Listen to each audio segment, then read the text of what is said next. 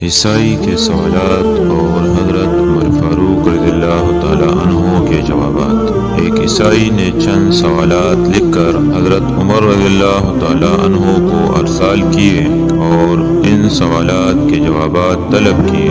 عیسائی کے سوالات یہ تھے: نمبر 1، ایک ماں کے شکم سے 2 بچے پیدا ہوئے اور دونوں ایک ہی وقت ایک ہی دن پیدا ہوئے، پھر ایک ہی روز دونوں کا انتقال ہوا۔ ایک کی عمر 100 سال بڑی جبکہ دوسرے کی عمر 100 سال چھوٹی ہے، یہ دونوں کون تھے اور ایسا کیوں کر ہو سکتا ہے؟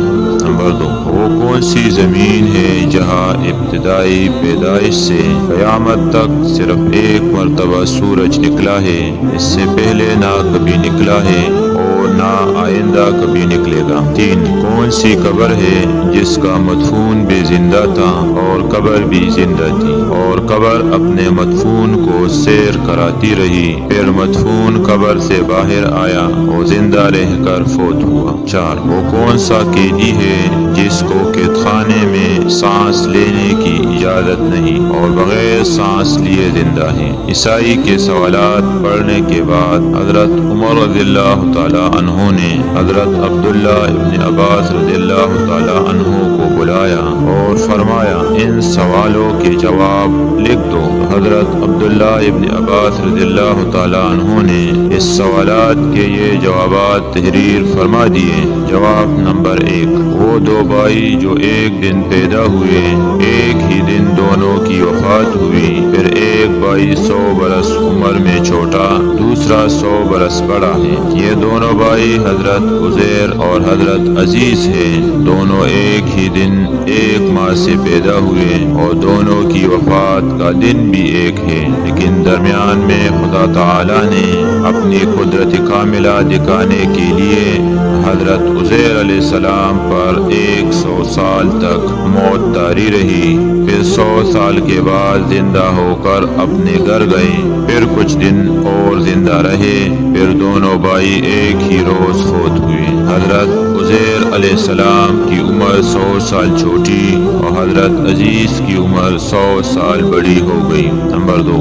وہ زمین جس پر ساری عمر میں ایک مرتبہ سورج نکلا ہے اور نہ پہلے کبھی نکلا ہے اور نہ کبھی نکلے گا، وہ زمین دریائے کلزم کی تہ ہے جہاں فرعون غرق ہوا، نیز حضرت موسیٰ علیہ السلام قوم کے ساتھ پار اتر گئے تھے۔ حضرت موسیٰ علیہ السلام کے معجزے سے دریا خشک ہو گیا اور دریا کی تہ کو آفتاب نے بحکم خدا بہت جلد خشک کر دیا۔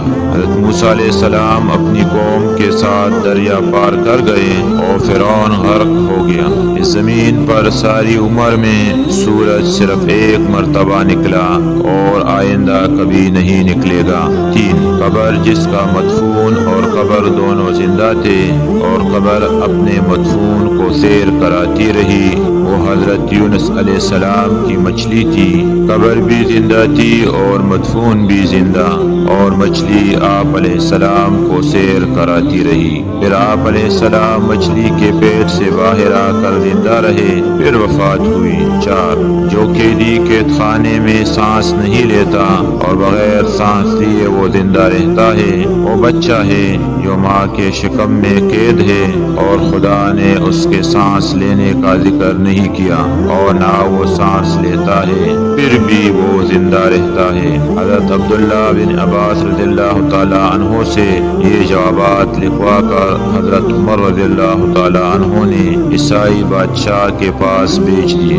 چنانچہ عیسائی بادشاہ یہ جوابات دے کر بولا کہ شاید ابھی مسلمانوں میں کوئی نبی زندہ ہے، کیونکہ یہ جوابات سوائے نبی کے کوئی اور نہیں بتا سکتا۔